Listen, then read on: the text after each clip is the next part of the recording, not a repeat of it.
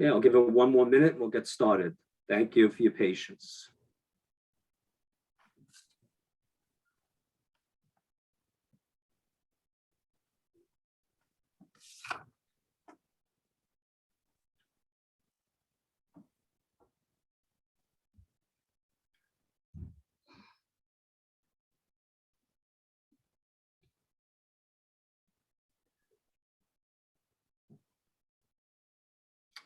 Okay, let us begin this forum. We'll start with the Pledge of Allegiance. Robin. Pledge of Allegiance to the flag of the United States of America, to the republic for which it stands, one nation, indivisible, with liberty, justice for all. Thank you. Good afternoon. My name is Steve Scheinberg. I am the chairman of the Fairfield Democratic Town Committee.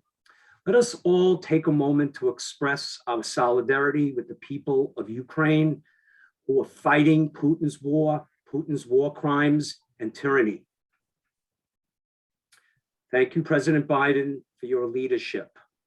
May I introduce everyone to our other moderators, Elisa Melendez, Chair of the Newark City Committee, and Tom Dubin, Chair of the Wilton DTC. I'd also like to introduce the new chairwoman of the Stamford Democratic City Committee, who is a digital moderator, Robin Druckman, and the new vice chair of the Stamford Democratic City Committee, Lauren Meyer. Thank you to all the Democratic chairs and members of the 4th Congressional District for their help in organizing this event. Welcome, Democrats, to the 4th Congressional District Forum for a Comptroller and Secretary of State. The purpose of this forum is to help the candidates reach Democrats in the Congressional District in one setting. The candidates will all have 2 minutes for an opening statement and 1 minute to answer questions. You will receive a 10-second warning from Lauren Meyer and also a warning when your time is up. For those in the audience, if you have a question, please enter it into the Q&A section on the bottom of your screens. The moderators will ask the questions. My friends, thank you for your support for the Democratic Town Committees, City Committees, and for our Democratic candidates. We are in a battle for the heart and soul of America on a local, state, and a national level, and we need to all work together to defeat the Republican Party. Please save the following dates that are coming up for the Democratic Party. On May 6th and 7th, we will hold the state convention. On May 9th, we will hold the 4th Congressional District Convention to renominate our favorite Congressman Jim Himes. And on May 10th, that is the night for state Senate conventions. For your information, one of the candidates for Secretary of State has dropped out of the race today, Rob Simulcare. So let us begin the forum, and we're going to start with Controller. May I introduce you to State Representative Sean Scanlon. Well, good afternoon, everybody, and thank you to Steve, Eloisa, Robin, Lauren, and Tom for helping to put this awesome forum on, and thank you all for being here today. I only have 2 minutes, so I'm going to speak quickly, and then hopefully you'll learn a little bit about me, but my name is Sean Scanlon. I'm a state rep from Guilford, and I'm here today because I'm exploring a run for state controller. I grew up here in Guilford. My dad was a police officer. My mom was a stay-at-home mom, but like many families, my parents split up when I was 6. And my mom had to get a job, so she became a small business owner. And I often saw her struggle really hard as I was growing up as the son of a single parent, growing up very poor in a very wealthy town, which was not very easy for her or for me. But it made me who I am, and it made me want to get involved in public service to help people like my mom. And I first started that as a top aide to Chris Murphy for 10 years when I met many of you for the first time in the 4th Congressional District. First, when he was in Congress, and then when he became a U.S. Senator. When I was 27, I ran for the State House, and I have served 4 terms, first for 4 years as chair of the Insurance Committee, where I worked very closely to make healthcare more accessible and affordable. And then now as the chair of the Finance Committee, where I have the honor of trying to balance our state budget and trying to make our tax code fair and trying to make sure we do everything we can to continue the amazing fiscal progress that we have been seeing in the last few years in Connecticut to really turn our state in a better direction. In my professional life, as I said, I used to work for Chris Murphy, but now I run Tweed Airport in New Haven, which, as you may know, has been seeing a bit of a renaissance in the last few weeks and months. And I'm proud to say that in the 2.5 years since I took that job, we've dramatically changed that airport. We had one flight every couple of days when I started. On Tuesday, we're announcing that we will now be at our 13th destinations for nonstop service. Hired over 100 jobs in the last 4 months. We've just pledged to hire 100 more.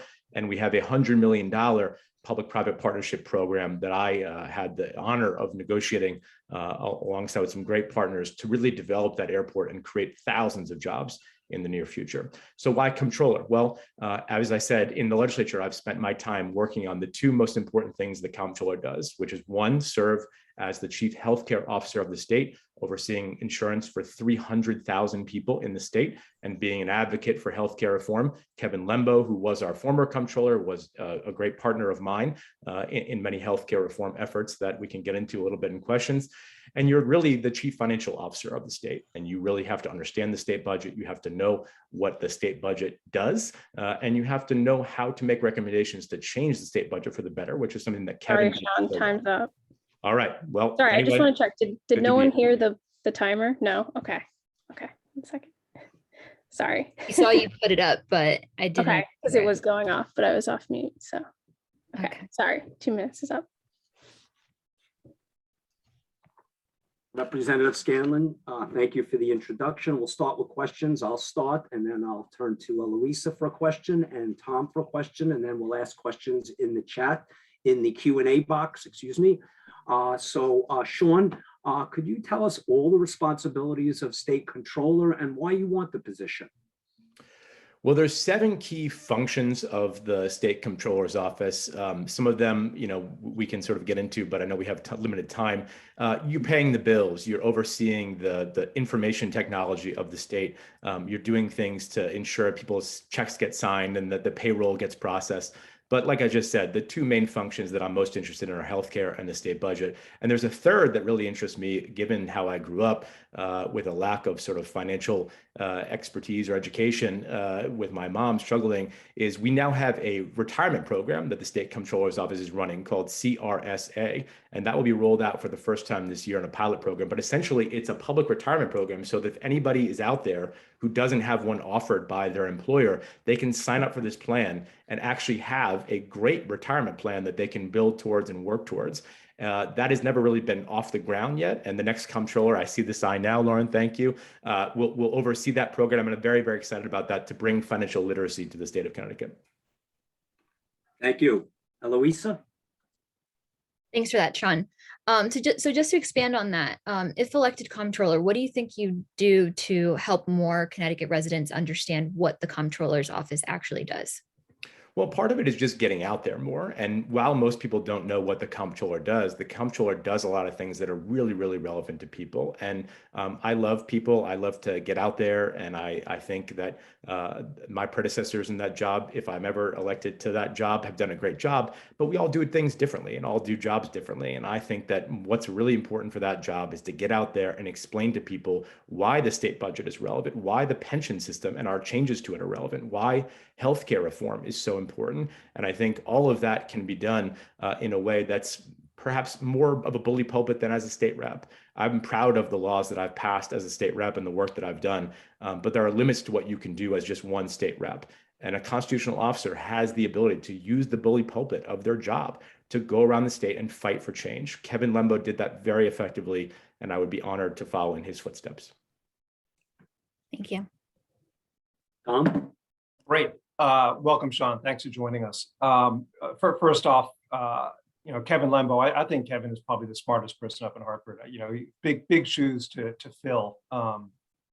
Look forward to hearing more from you.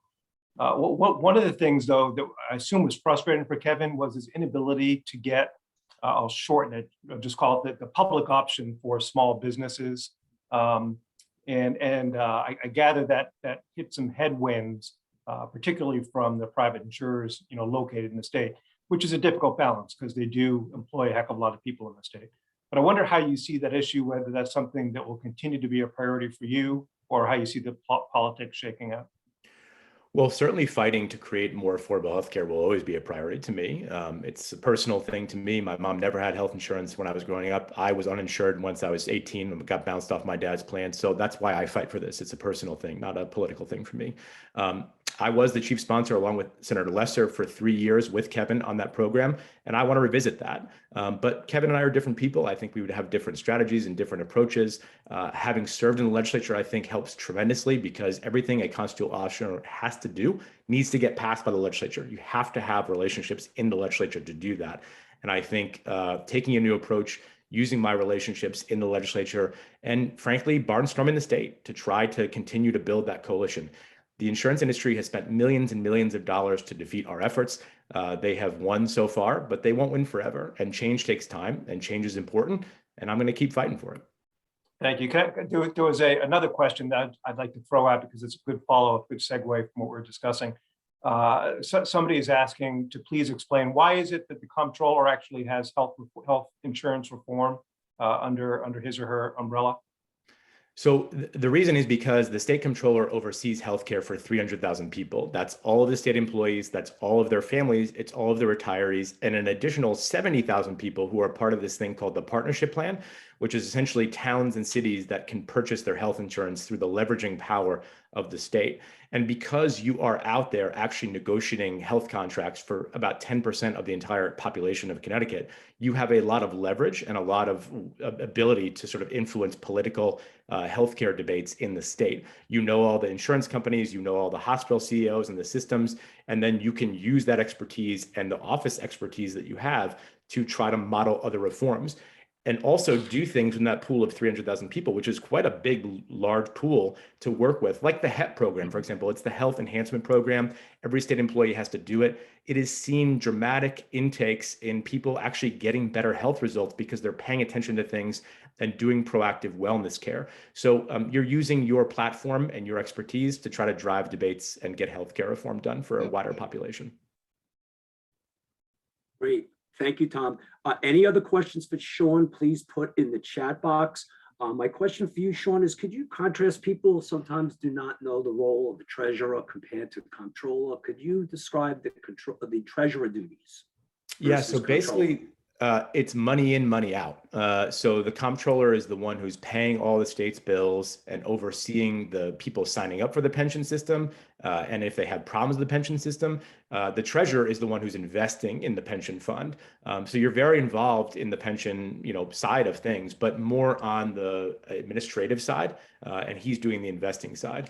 But together, you're working to do things that make a difference. And we have made quite a difference in reforming our pension system in the last few years. Kevin Lembo was very instrumental in suggesting some of those changes that have helped us avoid some really systemic, cataclysmic problems when it comes to our pension. And by being that voice and by recommending things that the legislature and the governor can do to be more fiscally, prudent, we're actually where we are today, which is we have a $2 billion surplus in our fiscal year. We've got a $3 billion rainy day fund, and we paid down $1 million of pension debt on overage payments just last year to try to continue Connecticut going the right way on a fiscal path. So that's the main key differences there. Thank you. Eloisa, there's one in the chat. Could you please ask that question? Is the one from Brian for comment? I think that was comptroller too. Yes. Okay. How can you leverage technology while making sure that underserved populations who lack access to such technology are not shut out or lose the opportunity for assistance and coverage? Yeah, so that's a great question. If this, Brian, is about sort of public internet access, that was something that Kevin Lembo did a great job with and partnered with a lot of cities and mayors to make sure that Wi-Fi was available in different town squares, using the power of the office again to, bully pulpit some really important things. I think it's incredibly important, not just for urban areas, but for rural Connecticut to make sure that we have great internet access, to make sure that we are giving everybody the tools that we rely on to advance ourselves as people. And I would certainly make that a big part of what I do. One good thing that Kevin Lembo did, speaking with, sort of technology, was put everything in an open, accessible way. And that's open CT, that's open payroll, that's open government. And that's a really, really important legacy that he left that I would hope to continue. Again, should I be fortunate enough to be elected to this job, where we're making sure that government is accessible, but it's also transparent. And I think it's a big legacy that he has laid down that all of us should strive to meet.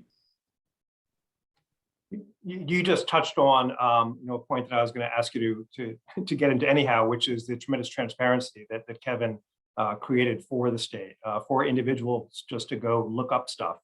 Are there any initiatives that you would like to bring in addition to what Kevin has implemented?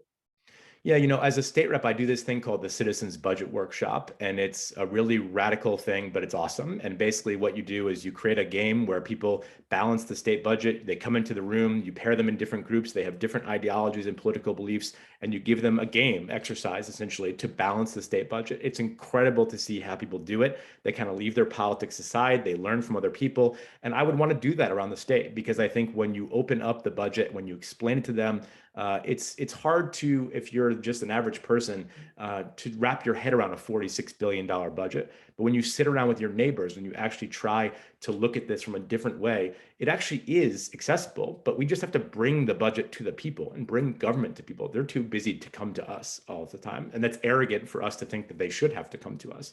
And so I would try to replicate these events all over the state. They're really cool. And again, they're really cool to a nerd, I guess, but they do really educate people about what the budget's like. And the more we're educating people, the more they can have a voice in the process, which is a good thing.